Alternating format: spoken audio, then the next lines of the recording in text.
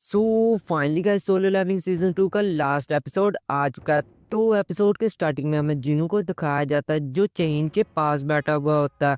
फिर जिनू वहाँ के कैमरामैन से अपना कैमरा बंद करने को कहता है, जिससे वो कैमरामैन अपना कैमरा बंद कर देता है। फिर दूसरी तरफ टैंक बिंगू की बॉडी को ले आता है और इसे चेन की बॉडी के पास रख देता है। ये देखकर मिस्टर बे जिनू से पूछते हैं कि आखिर तुम ये क्या करने वाले मेरे दोस्त की बॉडी के साथ। इस पर जिनू थोड़ा सा गुस्से से बोलता है कि प्लीज अभी थोड़ी देर के लिए चुप कर जाओ। फिर जिनू बिंगू की बॉडी के पास जाता है और अराइस बोलता है, जिससे बिंगू की जो शैडो होती है वो इसकी बॉडी से बाहर आ जाती है। फिर सीन चेंज होता है और हमें दिखाया जाता है वहाँ आइलैंड के बाहर सभी शिप्स में बैठे हुए हंटर्स आंट्स को मार रहे होते हैं। वहीं दूसरी तरफ सुओ कुशाने से बोलता है कि चेयरमैन गो ने हमें 9 प्लान फॉलो करने को कहा है, क्या इसमें तुम हमारी मदद करोगे। लेकिन कुशाने उस आर्म मॉन्स्टर को देखकर काफी ज्यादा अंदर से डरा हुआ होता है और वो सुओ से बोलता है कि अब तुम मुझे फिर से उस आइलैंड भेजना चाहते हो। तुम्हें पता है ना वो मॉन्स्टर कितना ज्यादा खतरनाक है, और तो और उसने गोटो को भी नहीं छोड़ा था।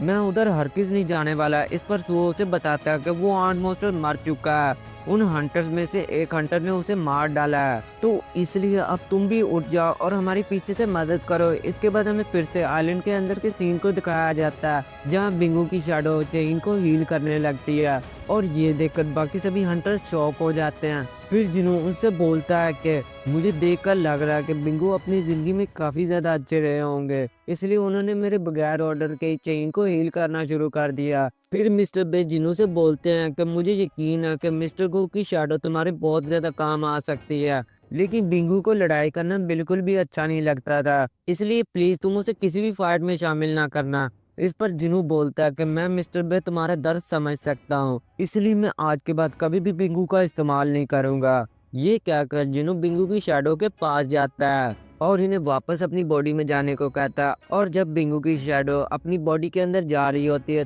तब वो शैडो मिस्टर बे की तरफ देखती है और वो हल्का सा मुस्कुराते हैं और वो वहाँ से चले जाते हैं। ये देखकर मिस्टर बे भी इमोशनल हो जाते हैं और वो वहाँ पर रोने लगते हैं। फिर हमें दिखाया जाता है बाहर सभी हंटर्स आंट्स को मार रहे होते हैं, तभी उधर वो सभी एस रैंक हंटर भी आइलैंड से बाहर निकलकर हेलीकॉप्टर में बैठने लगते हैं। तभी एक हंटर जॉन से पूछता है कि आखिर संग जिनू कहाँ पर है। इस पर जॉन उसे बताता है कि जिनू आइलैंड पर सभी आंट्स को मार कर आएगा। फिर हमें जिनू को दिखाया जाता है जो अपने शैडो के साथ आंट्स और इनके अंडों को डिस्ट्रॉय करने लगता है। तभी जिनू अपनी इन्वेंट्री में से एक स्क्वाड को बाहर निकालता है, जिसके एक ही अटैक से वहां पर काफी ज्यादा आर्म मॉन्स्टर मारे जाते हैं। फिर अदरीस और आइसबेयर एक एक करके आर्म मॉन्स्टर को मारने लगते हैं, जिससे जिनू का लेवल धीरे धीरे बढ़ने लगता है और अब फाइनली जिनू पहुंच जाता है 100 लेवल पर। फिर जिनू उस बड़े आर्म मॉन्स्टर के पास जाता है और राइस बोलता है, लेकिन तभी जिनू के चारों तरफ अंधेरा छा जाता है और जिनू को ये देखकर लगता है कि शायद उसका एक्सट्रैक्शन फेल हो गया होगा।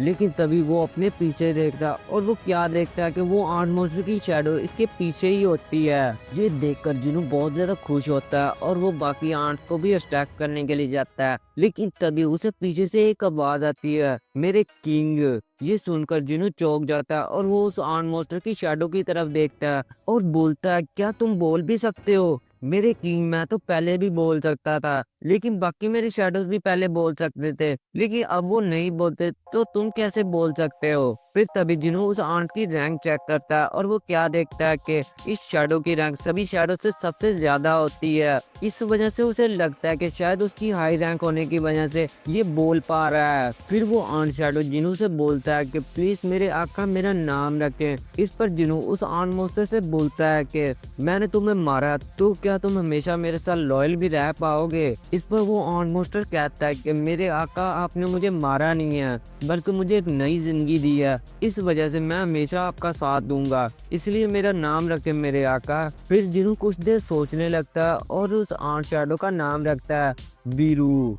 बीरू नाम सुनकर वो आंट मॉन्स्टर काफी ज्यादा खुश हो जाता है। फिर जिनू वहाँ मरे सभी आंट्स पर भी अराइस बोलता है, जिससे वहाँ की सभी आंट्स की शैडो भी बाहर आने लगती है। वहीं फिर हमें बाहर के सीन को दिखाया जाता है जहाँ सभी हंटर्स आंट से फाइट कर रहे होते हैं और जिनू और बीरू भी ये नज़ारा दूर से देख रहे होते हैं। फिर जिनू बीरू से बोलता है कि क्या बीरू तुम इन सभी आंट्स को मार सकते हो। जिस पर बीरू कहता है, मालिक एक बार आप हुक्म करके तो देखें, 5 मिनट में सभी को मार डालूंगा। ये सुनकर जिनू बीरू को जाने की परमिशन दे देता है और जिनू भी वहां पर उन आंट्स की तरफ तेजी से बढ़ने लगता है। फिर हमें मिस्टर संग को दिखाया जाता है जो आंट्स को मारने में सभी की मदद कर रहे होते हैं। तभी एक आंट पीछे से इन पर अटैक करने वाला होता है। तभी वहां पर बीरू आ जाता है और वो इतनी तेजी से सभी आंट्स को मारता है कि सभी हंटर्स ये देखकर शॉक हो जाते हैं कि आखिर अभी यहाँ पर क्या हुआ। फिर हमें हेलीकॉप्टर को दिखाया जाता है जिस पर चेन और बाकी एसरैंक हंटर्स बैठे हुए होते हैं और हेलीकॉप्टर के बाहर लिम और जॉन बैरियर बनाकर खड़े हुए होते हैं ताकि कोई भी आंट हेलीकॉप्टर को नुकसान न पहुंचा सके। लेकिन धीरे धीरे करके इनकी बैरियर टूटने लगती है और आखिर में ये पूरी तरह से ही टूट जाती है जिससे सभी आंट्स इन पर अटैक करने के लिए आते हैं। लेकिन तभी एक लाइटनिंग अटैक इन सभी को वहीं पर ही खत्म कर देती है। फिर मिस्टर बे और टांसू पीछे देखते हैं कि आखिर ये किसने किया और ये देखकर शॉक हो जाते हैं कि जिन्हों इनके पीछे ही होता है जो काजल पर चढ़कर इनके पीछे से मदद कर रहा होता है। और आखिर फाइनली सभी हंटर्स आंट्स को मार देते हैं और आइलैंड को जीत लेते हैं। फिर हमें दिखाया जाता है कुछ आंट्स चाइना की तरफ आ जाते हैं और ये देखकर एक पायलट अपने बॉस से बोलता है कि आंट्स का एक बड़ा झुंड हमारी तरफ ही आ रहा है, अगर आप ऑर्डर दे तो हम इन पर फायर करना शुरू करें। लेकिन वो बॉस कहता है कि इसकी कोई भी जरूरत नहीं है, एक बंदा पहले से ही ऊपर है, वो सब कुछ अकेले ही संभाल लेगा। फिर हमें उस बंदे को दिखाया जाता है जो शिप के ऊपर बैठा हुआ होता है और ये कोई आम आदमी नहीं होता बल्कि एक नेशनल लेवल हंटर होता है जो अपने एक ही स्क्वाड अटैक से उन सभी आंट्स को खत्म कर देता है।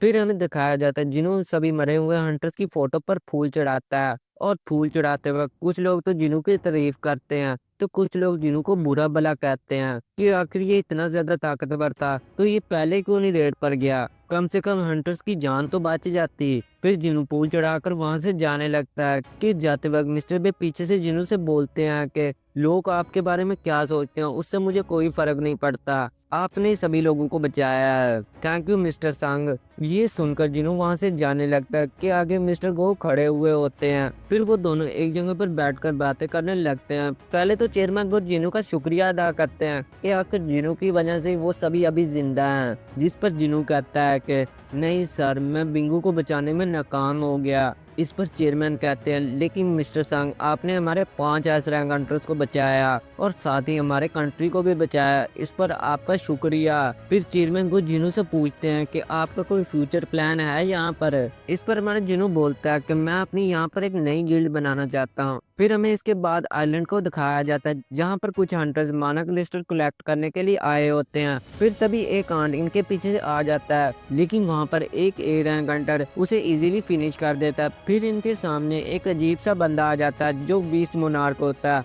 वो सभी हंटर्स में से एक हंटर इससे पूछता है कि आखिर तुम कौन हो, अगर तुम जल्दी हमें कुछ नहीं बताओगे तो हम तुम्हें मार देंगे। तभी एक नीले रंग का हाथ बाहर आता है और एक चुटकी बजाता है जिससे वो सभी हंटर वहीं पर ही बेहोश हो जाते हैं और ये और कोई नहीं बल्कि फोर्स्ट मोनार्क होता है। फिर बीस्ट मोनार्क फोर्स्ट मोनार्क से बोलता है कि आखिर क्यों वो सभी इंसानों को बचाना चाहता है। इस पर फोर्स मोनार्क बोलता है कि मुझे क्या पता, तुम खुद जाकर उससे पूछ लो। ये कहकर फोर्स मोनार्क वहां से चले जाता है और फिर थोड़ी देर बाद बीस्ट मोनार्क भी अपना पोर्टल खोलकर वहां से चले जाता है और इन्हें जाता हुआ जिनू के फादर इन्हें छुपकर देख रहे होते हैं। तभी इसके बाद हमें जिनू को दिखाया जाता है जो गाड़ी पर कहीं जा रहा होता है। तभी उसे चेयरमैन गो की कॉल आती है और वो उसे बताते हैं कि जिनू सन तुम्हारे आसपास बी रैंक का डेंजर ओपन हुआ है, तुम वहां जाकर चेक तो करो। इस पर जिनू कहता है कि मैं जल्दी वहां पर जाता हूँ। ये कहकर जिनू फौरन उस डेंजर पर पहुंच जाता है और वहां पहुंचते एक बंदा जिनू से बोलता है कि सर जिनू, मिस्टर गो ने आपके बारे में मुझे बताया है